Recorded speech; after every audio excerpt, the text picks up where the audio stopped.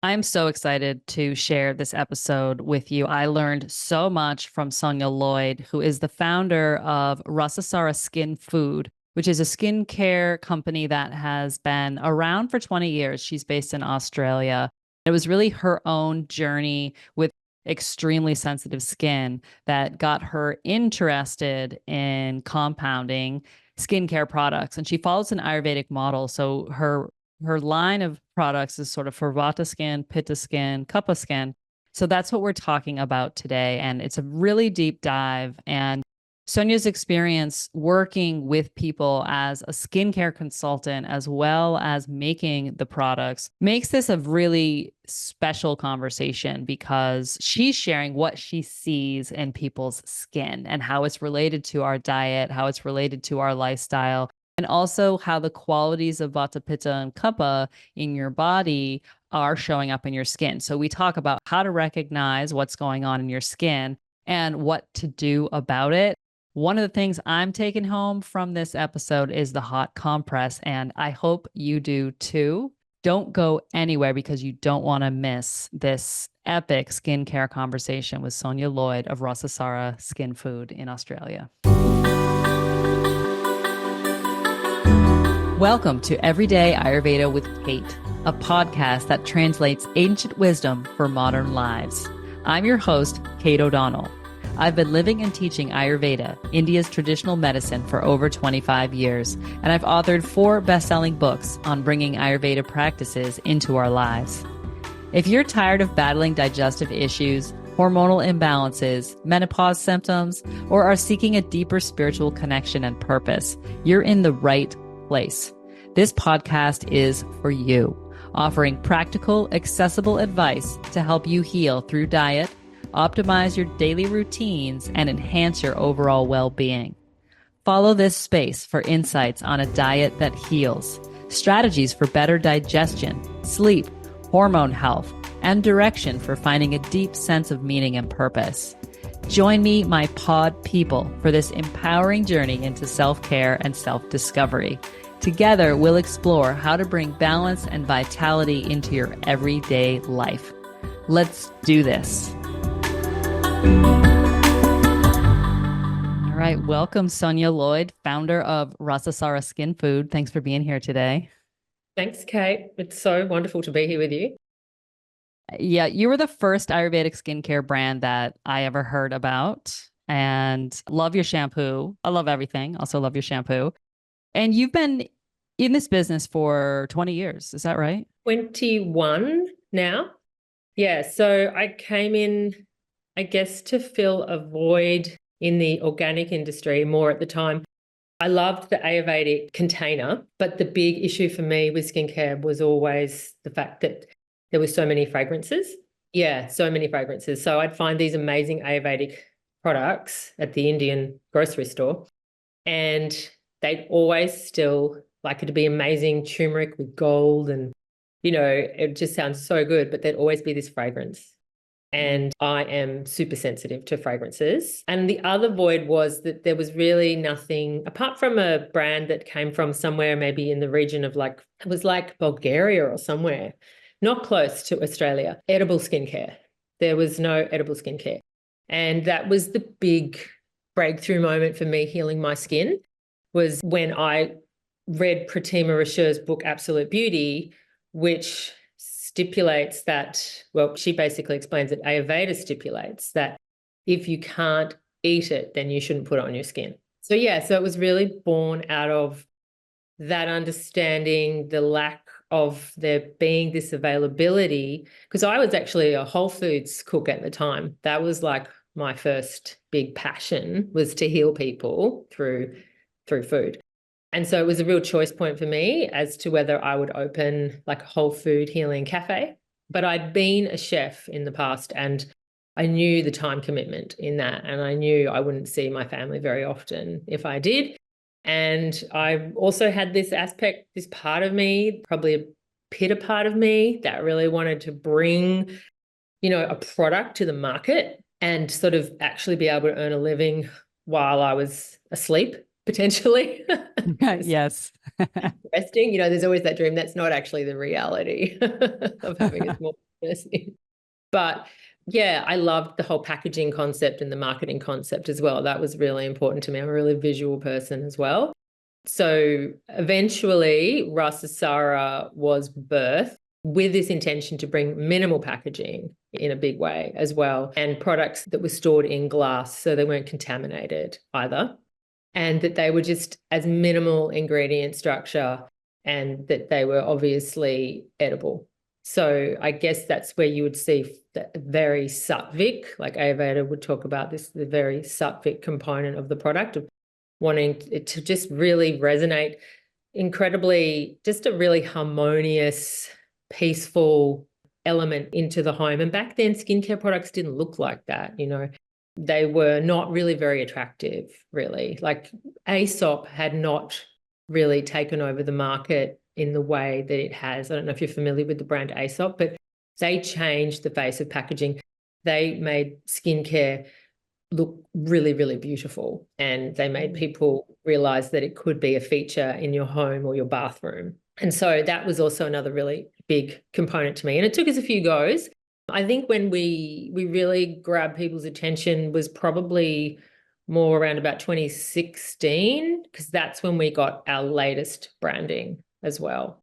And there was a big aspect in that too that came into wanting to educate people about the doshas, like literally just bringing the words vata, pitta, and kapha into people's consciousness, because they're not words that, especially in Australia, like when I went and visited Finland, there were a lot more people there in Helsinki when I worked in the health food store there promoting the brand who already knew what their dosha was. And I've discovered that in Europe, this was much more common. I don't know what it's like in the US, but in Australia, when I would talk about pitta, people thought I was talking about a bread.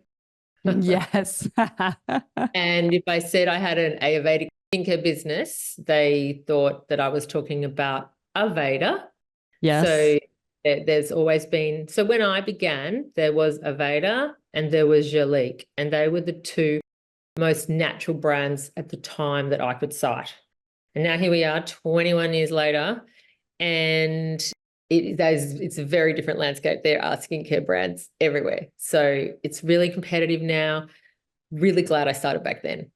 Yeah. Yes. Yeah. Which is why I wanted to have you be like our spokesperson on this podcast for skincare, because I think to be in it for 20 years, you're doing something right. Something's working, right? Yeah. And look, sometimes, sometimes it's not easy either. This was a really hard year. Like the economy here in Australia is really struggling as well. But I remember being told, because I worked in the skincare industry also for a supplier, a manufacturer of like the organic oils and essential oils before founding Rasasara. So you know how all those little things all kind of constellate and happen to sort of form, your ability to feel like you can actually pull something off. And I remember being told then, because there was a lot of makers that came in, maybe like just soap makers, people who sort of specifically made one particular type of product in this space. And they said, if you can stay in the skincare industry for 10 years, like if you can have that, your brand survive that first 10 years, then you'll be here to stay. Because it's always really, at the end of the day, word of mouth, especially back then. Like there was no internet, right? There was no Instagram then. Right. It's really interesting talking to you about it, actually, because you're like, oh my gosh, so much of what I'm saying could seem so not relevant to some people, because they're like, what? Can't just be word of mouth. But it's like your sister loves it because you told her about it.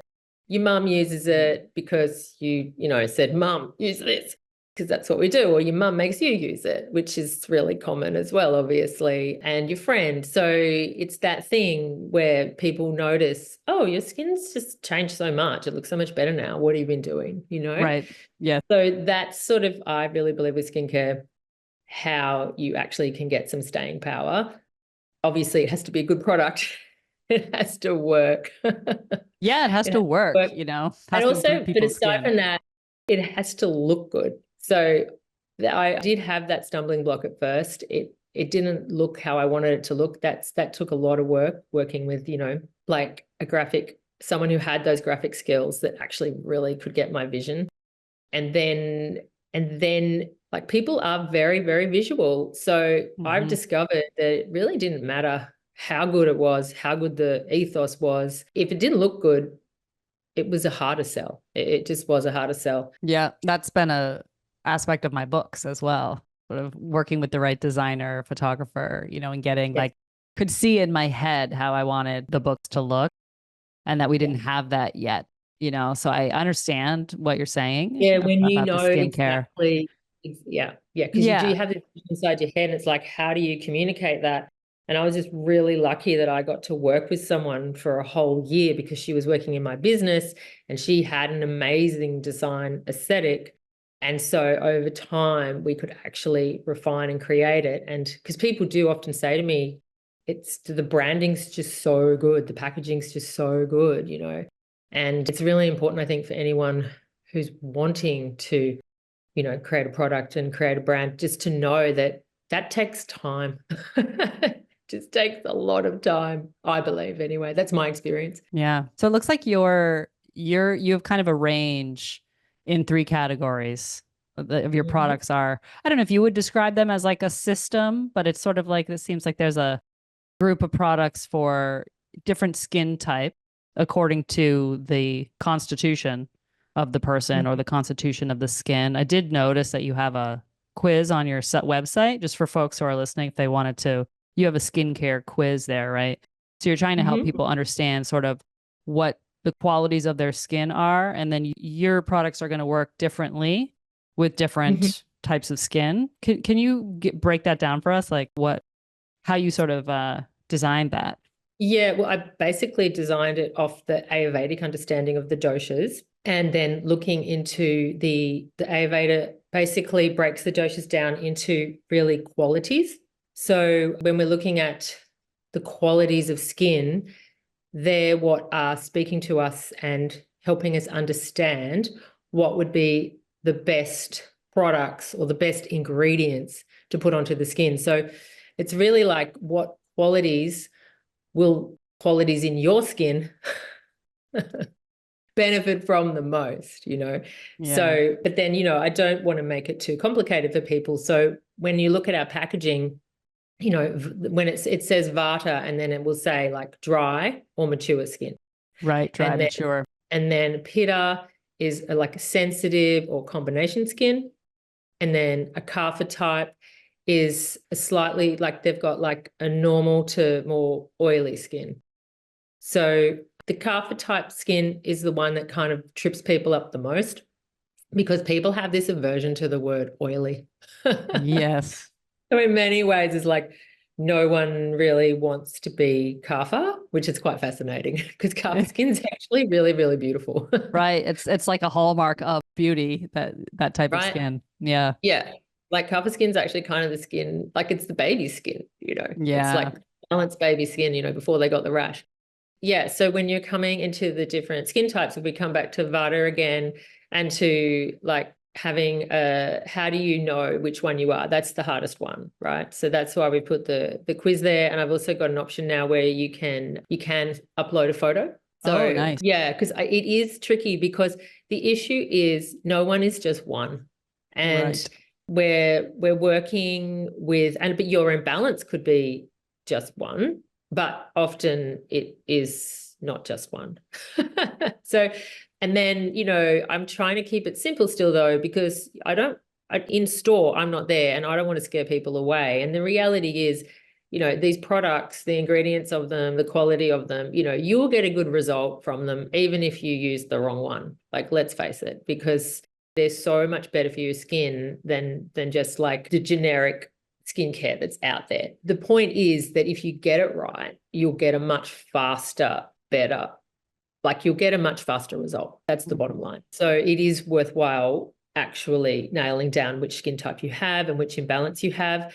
The other point of confusion is a lot of people think that their body type is their skin type. Right. So a lot of people go, oh, well, I'm a Vata, so I'll just use the Vata range. And they probably, like, often people do have sensitive skin because diet is such a big part of what creates how our skin looks, our digestive ability. And often people who are buying skincare are at also a pitta age as well. So pitta is related very much to the sensitive skin. There's this excess of heat. And I think in the West, our diets are also quite pitta aggravating as well. So I see pitta show up a lot. Like it would probably be our most popular range would be the pitta, then followed by vata. And at times it's equal, vata and pitta. And then kapha would be the least. And that's probably more because the kapha would be for teenagers generally.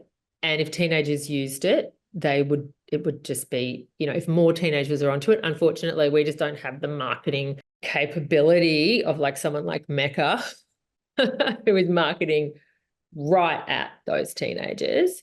And really, it's very, they've got a lot to answer for in terms of what they're actually doing to young people's skin, because some of the products, they're just stripping, they're really just stripping the skin. So coming back to your question though, so looking at how would you know if you've got vata skin? So vata skin is a much finer skin. So it's got a quality of like, it's a lighter skin. Like thinner? Would you say like thin? Thinner.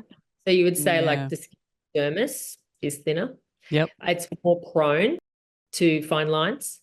It can have like more roughness. So when people say to me, oh, my skin's feeling really rough, I'm like, okay, well, we know there's definitely some vata imbalance there, Whether or not that means you've actually got vata skin, it may just be that you've got a vata imbalance. But we're always going to start with the imbalance, always start with healing the imbalance. So the other thing, one of the best ways to tell is how does it feel when you touch it? Is it cold? Is it warm? Is it cool? If it's vata, it's going to be cold and it will feel slightly dry to touch. Pitta skin, straight away, we touch it and it's radiating some heat, But other qualities of pitta will be the freckles, beauty spots, the T-zone oiliness. So that is the classic. That's when we know we need to address pitta straight up, is via the T-zone, or what's classically known in the West as the combination skin. So that T-zone oiliness is just that slight heat that pitta gets. Like I always say to people, it's like when you put some nuts on the stove to toast them and they just produce that small amount of the oil. And so that's exactly what pitta skin is doing. And that's what we want to address. So that's where people get confused and they think that because they've got that little bit of oiliness in the T-zone that they're a kapha. Yeah. Yeah. But the difference will be as well that it's just the heat. Kapha's not going to have that heat. Like there you go. So that's how you can ascertain that one. Just trying to think what else with the pitta, because it's such an important one. The rosy cheeks, burns easily. It's slightly thicker than the vata. And then when we move on to kapha, it becomes even thicker. And then kapha is that beautiful lustrous skin, obviously like what we described before, that kind of really waxy baby, it's very smooth. There's like that beautiful smooth quality to it. And it's pale, it's usually pale, but it will tan easily. Whereas pitta generally doesn't tan easily. So if you've got pitta skin and you're tanning easily, then you know that, you've got a little bit of kapha in there, or even a little bit of vata in there, because vata tans really easily, which I forgot to mention straight up first, is vata skin will tan really, really easily. So coming back to kapha will be more prone to getting the blackheads. Kapha will be more prone to congestion. And often, like when there's toxicity in the body, or say there's just been a big buildup of armor in the body, in the digestion, and it's like pushed out into the dhatus or into the tissue structures and into the skin, that's when we will start to see the things like the acne. And it's really in pitta and kapha that we'll see more of the acne. I mean, look, of course we'll see it in vata as well. But I have found that it's usually using the pitta products and using the kapha products that will actually help heal and clear the acne. So it's like helping clear the inflammation, helping clear the toxicity, helping clear out the heat, helping Yeah. clear digestion. So Yeah. how are the product lines different for vata, pitta, and kapha, like ingredient wise? Yeah. So ingredient wise, it's really, again, coming back to looking at the qualities. So for Vata skin, we're using the heavier qualities, which is like effectively sort of like really like the more kaphic qualities. So black sesame oil as a base. Then we're looking at ingredients, the essential oils that are more warming, deeply, deeply nourishing. Then for pitta, we're always going to be working with ones that are more neutral, like a more neutral oil, say, and slightly cooling. So like an almond oil or jojoba oil. And then we're working with essential oils that are very cooling, like the most cooling, say like rose and sandalwood. And then for kapha, we're using even the lightest oils, the lightest base oils or the lightest grains. So we would be using something like a light sunflower oil, for example. And again, jojoba oil is still very light. And then we're using essential oils that are more, say, stimulating, warming, detoxifying. Yeah, Um, makes sense. yeah. And is there a difference in the routine as well, depending on the skin type, like the cleansing and toning and all of that? Could you kind of walk us through like what you would recommend as a routine for each skin type? Yeah. So depending on if your skin is balanced or imbalanced is obviously going to determine routine. So if for say, for example, you've got an imbalanced pitta skin, so you've got like a rosacea thing happening, you've got extreme sensitivity, you sort of can't really use a lot on your skin, then minimal, it's really about using less and really just giving the skin the cooling qualities that it needs. So for someone with a super imbalanced pitta, like that was me. And that's sort of also that's why I read Pratima's book in the first place, because I'd done all the internal cleansing. I'd worked so much with my digestion and I still couldn't get my skin right. And I had really beautiful pitta kapha complexion. And in my 20s, it was really obvious to me that I did have really great skin, these really beautiful glowing cheeks, but I always had this oily T-zone that I just couldn't get rid of, the T-zone breakouts. And over time, from incorrect skincare, I ended up with just super sensitive skin. Like I just couldn't put anything on my face. It had become that hypersensitive. So I had to come right back to using just a simple compress. So I would just compress in the morning. And at that point, I was just using lavender oil because that was really antibacterial for the breakout. So because I had pitta breakouts and the super sensitivity happening at the same time. And I also didn't like the feeling, pitta skin and kapha skin don't like the feeling of anything heavy on the face.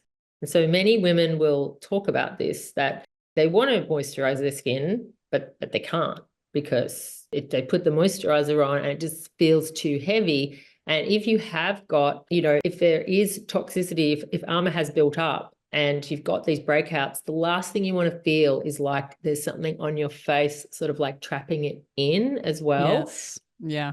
So, and a lot of people tend to scrub as well. They want to scrub away the toxins. That aggravates pitta even more.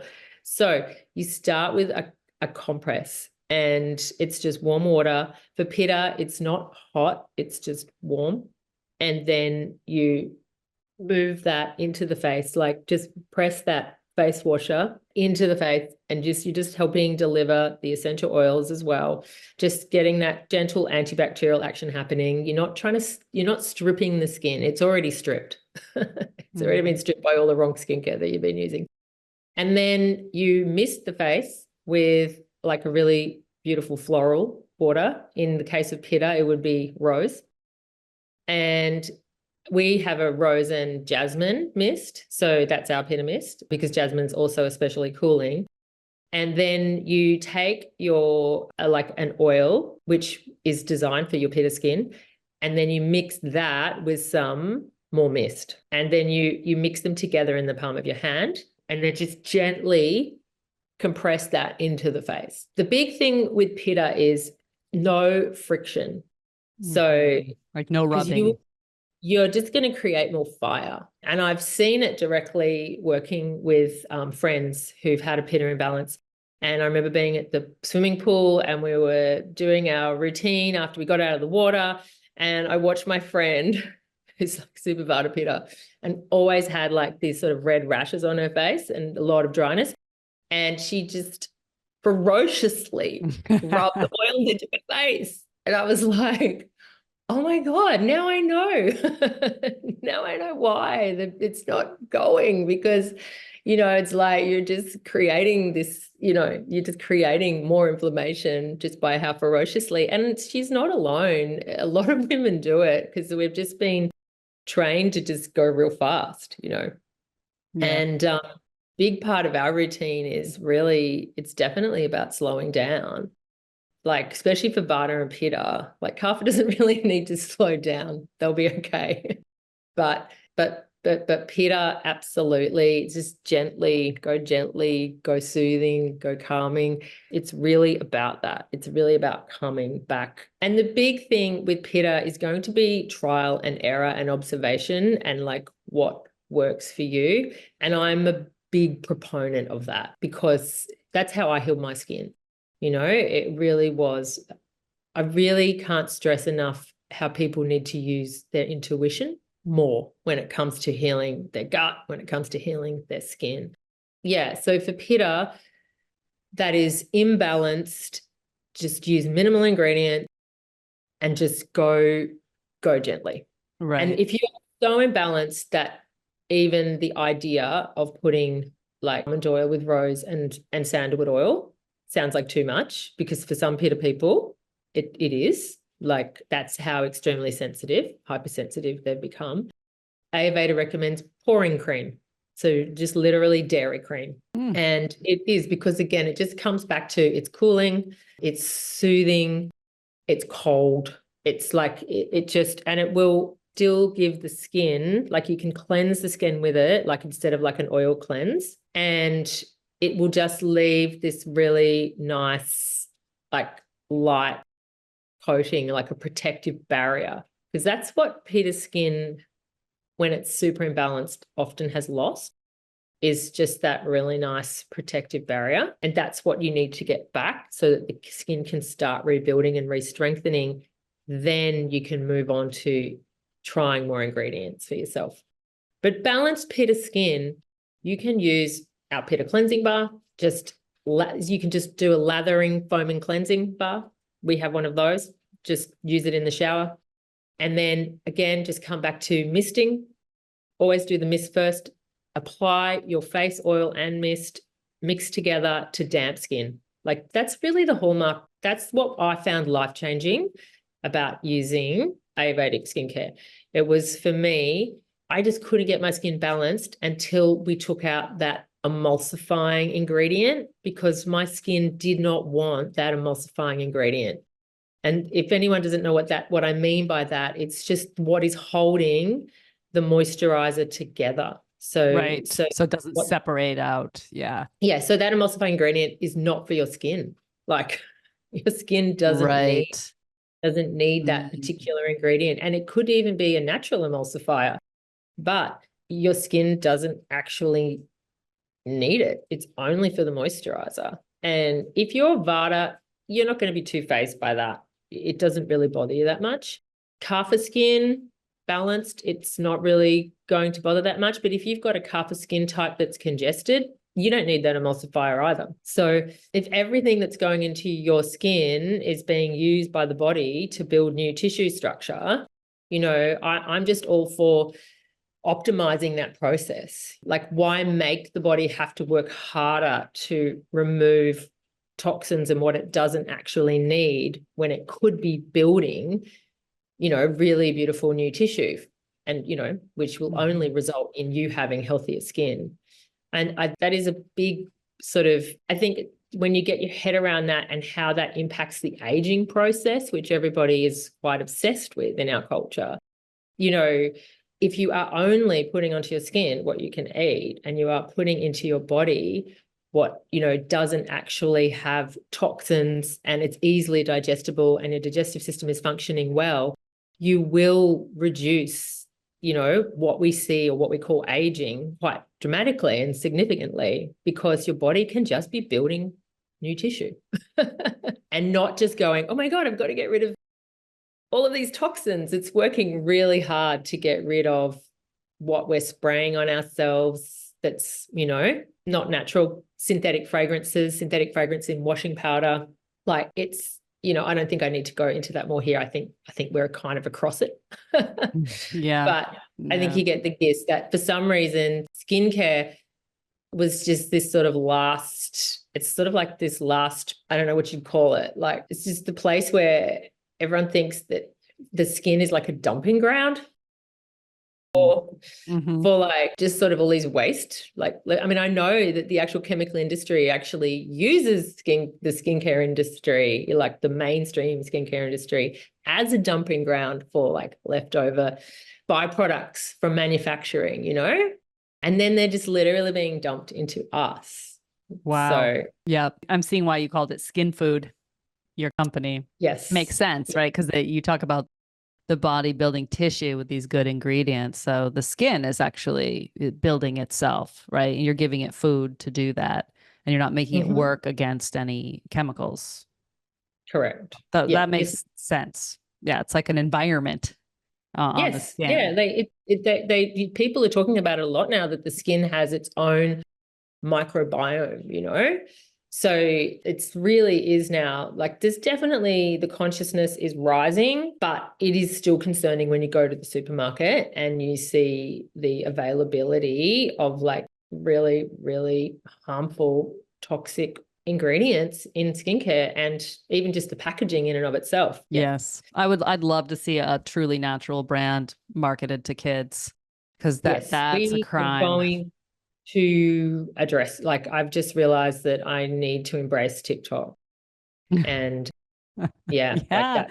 I have been in this space for a long time, and I feel like now for me to keep staying in this space, it's really coming from a place of just saying, okay, who haven't we addressed yet? Like, who haven't we gotten to, like, I can't just, part of me is ready to move on and become an astrologer. And there's this other part that's like, no, but we still haven't let the kids know about this properly, we still haven't educated them properly, and they would just get such a great result. So, and it's really simple, it's really affordable, it lasts a really long time. And so that was always a big proponent for me as well in this, was making it an affordable range of skincare for people. And I still have people try to tell me that it's expensive, and I'm like, you pay $200 for 30 mils of something, we're selling something that is completely pure, and it's a 30 ml bottle, and it's like 65 Australian dollars, I don't know if it's just people think if it's not made in a laboratory, that it should cost less. I'm not sure, but it's a very affordable range for teenagers, and it's usually their parents buying it for them anyway. But it's that teenage push of, like, I've seen it with my own daughter, when teenagers want something, they get their parents to get it for them effectively. That's true. That's true. It's true. So coming back to skincare regime, so for vata skin, I just really want to plug Abba Younger practice, because oil massage, because for so many dry skin types, like if someone has a vata skin type, the big issue that I've found in healing people's skin or healing the imbalance is this idea that like the skin, it's only the skin on your face. Yeah. So it's like, for some reason, I think it's all because of the neck. We somehow there's this big disconnect between, it's like this sort of forgotten area. So, but there is a body still attached to this. And like, the more we've got all this surface area down here, and it's like, we can get this oil into the body, and that is going to have a really profound effect on the dryness that you're experiencing or seeing on your face. So aside from like your basic routine, which would be like the compressing and then cleansing with a cleansing bar, if that's what you like to do, or you can use a cleansing milk. Like Vata's really lucky, they can just sort of pretty much do it all, in terms of the skin. So don't necessarily experience with food, but with the skin, they're really lucky. So you just do your normal routine, but like add in the body oiling practice for sure, because that's just going to have massive ramifications, you know, psychologically, emotionally, and also you will resolve dryness, you know, and you will do it like you can do it in the shower. Like I learned that from you, Kate. I was like, okay, it's obviously pretty cold there. Kate's saying we can just do Abba Yoga in the shower. Yay, because it's cold here in Melbourne, and standing in a freezing cold bathroom, even though I'm applying warm oil, you know, right. you don't always have time. So, Yep. yeah, that was groundbreaking. I just preface just being careful in the shower because it can be a slippery zone. Yes. But aside from that, you know, and you just have to be mindful. Like I think if you've got a mindful oiling body practice in the shower, you will be fine. And then you don't have to spend time sort of sitting around moisturizing. And if you've ever noticed that often the moisturizers you put on your face and you put on your body, when you get in the shower, you just feel them washing off. Yeah. They often don't make it through into the skin. That's the big point of difference in Ayurveda is you're using the power of the warmth of the water to penetrate the oil, to get it to go into the body. And it's the same when you're mixing your face oil with your water component in the mist. The water carries the oil carries the water in. And if you're wanting even deeper penetration, you know, do another really soft, warm compress at the end. Like I'm all about the warm compress, be it that you're using it to cleanse, be it that you're using it to help penetrate the oil in. But Ayurveda has always been employing the steam factor to the oil into the body. Right. So we're looking at like emulsifying, warming the oil, mixing it with the facial mist in the hand, applying that. No, more so that if you have compressed your face, it will be warm. Yeah. So your face will be warm. So then it helps take up the oil and the mist. So like some people say to me, oh, you know, Sonia, I don't do the misting after I've done my compress. I just leave my compress I leave the face quite damp. So it's warm and damp. And then I put my oil and my mist onto my face. Yeah.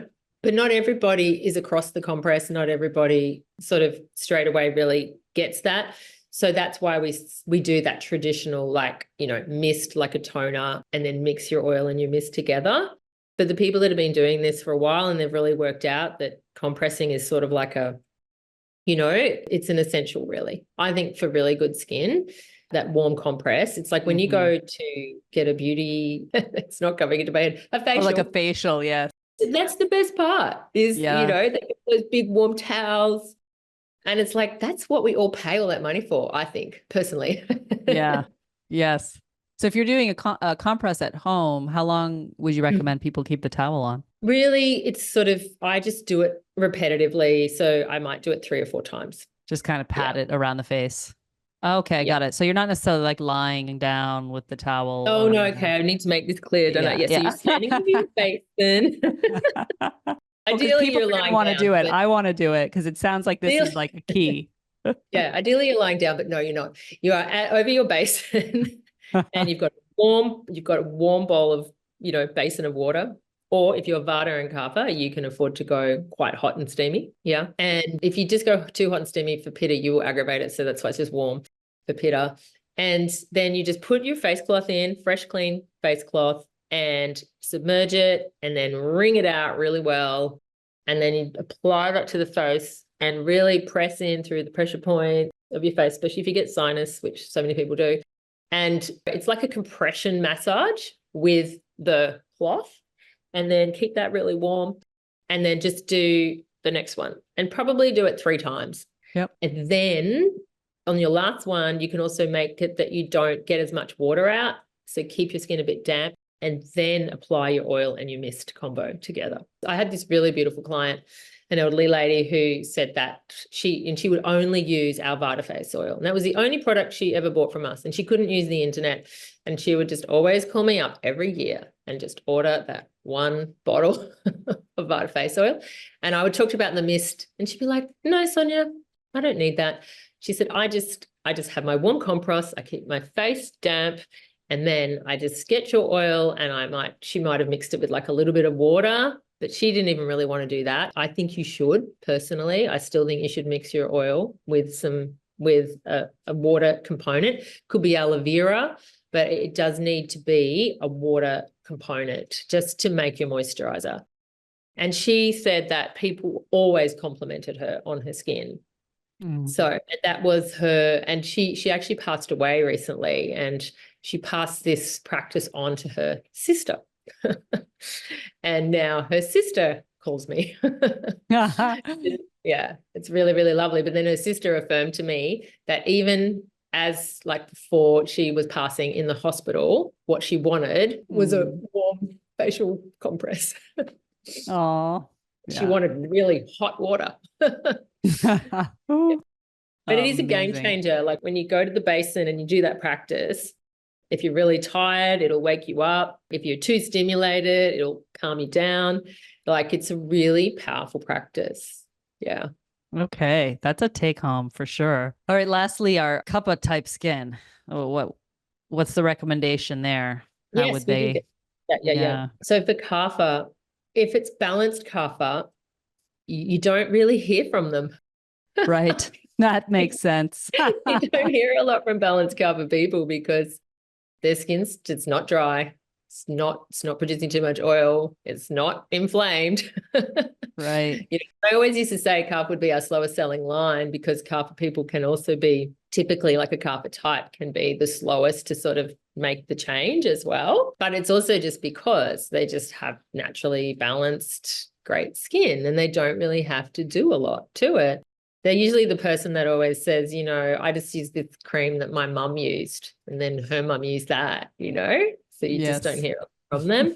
But if it's imbalanced kapha skin, it's a whole different world because, you're dealing with the blackheads, you're dealing with the congestion and you're dealing with the oil. So we have this amazing kapha cleansing bar. And it's the neem in the cleansing bar that I would attribute the neem. Yeah. Okay. The neem, yeah. Because it's super detoxifying and anti-inflammatory. So it also works really well for anyone who's got pitta breakouts as well. So if you've got inflammation, they're really interchangeable. And that's where it gets a little bit tricky. And sometimes people need more advice because it's like there's often pitta and kapha happening at the same time as well when the breakouts are happening too. But the big thing that happens with kapha skin is it just can get stuck. It's like it's just heavy and it's congested. Like dull, maybe a little dull. Yeah, which can does become dull. And also vata, when vata's out of balance, it will also lack that luster and become dull. It's like it loses that beautiful sheen. So for the kapha, we're going to come back to compressing. And that's one of my biggest things for kapha. Then we're going to use the cleansing bar because that's going to really help clean things right up and just detoxify. And then we apply, and it's hard for kapha because often they don't want to use oil, but it's with our oil. It's like using a medicated oil. It's clary sage, bergamot, lavender, sunflower, jojoba. It's super light. It's not a small amount of essential oils that we use in those oils. So they're really, really active. They're really going in and benefiting the skin. Essential oils have that capacity to penetrate into the cells within like 7 seconds, and they're fine enough molecularly that they can do that. Not a lot of substances can actually penetrate right into the cell. So it's really important for people to know that, it's not only just sort of pharmaceutical skincare or, it's often really pharmaceutical skincare that people go to in this instance, I find, and then they end up on like Roaccutane, which has, really quite catastrophic effects as well, hormonally as well for the body. So they're cleansing with the face cleansing bar. Then they're coming back to their mist and their oil, mixing it together and putting it on like a medicated oil treatment. And that's for kapha skin when it's really become imbalanced and stagnant.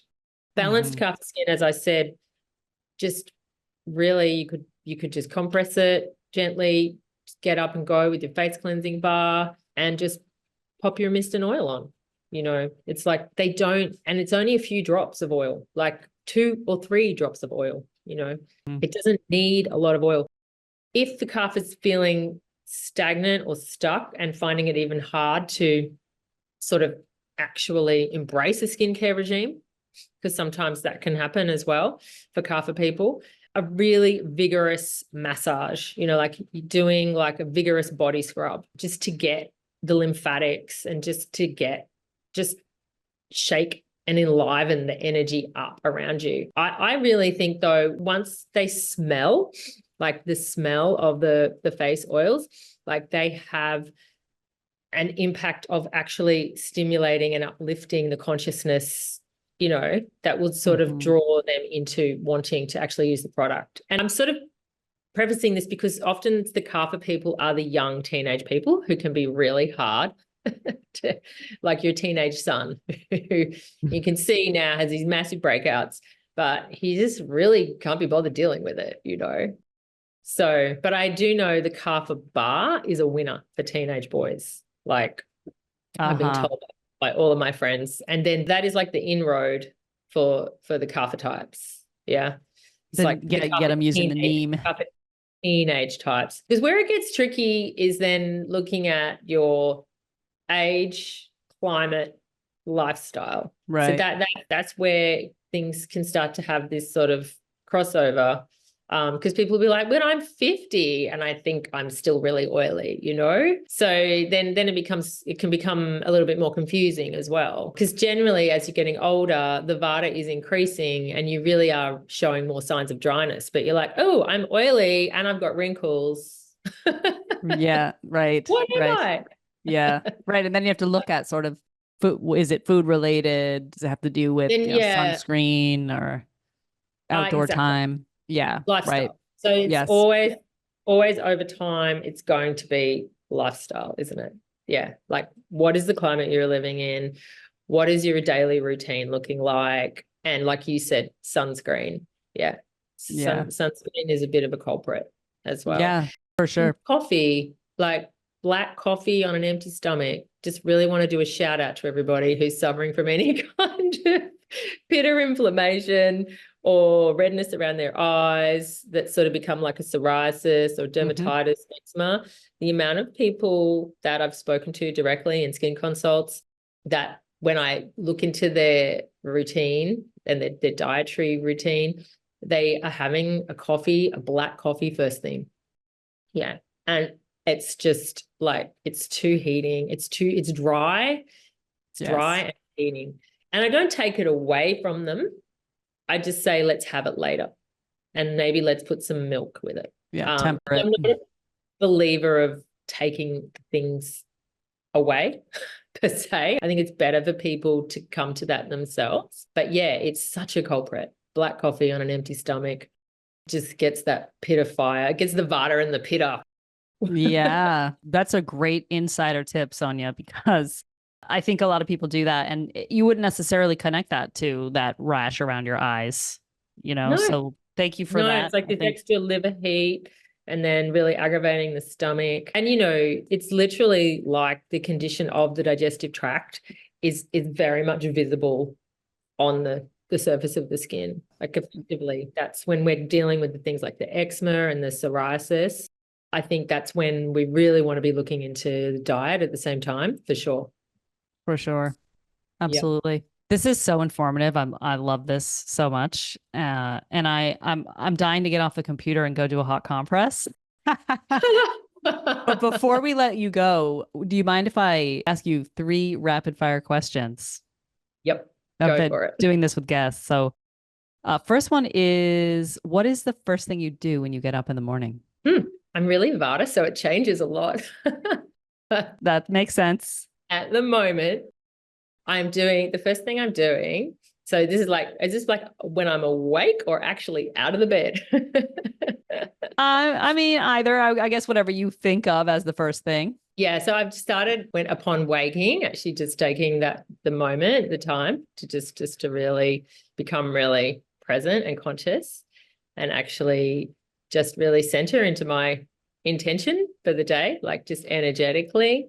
And then at the moment, once I actually get up and get out of bed, I go to the bathroom and brush my teeth and scrape my tongue. So Love that. How about what's the first thing that goes in your mouth? Like, what's your first food or drink? yeah, so it's usually a vata pacifying beverage.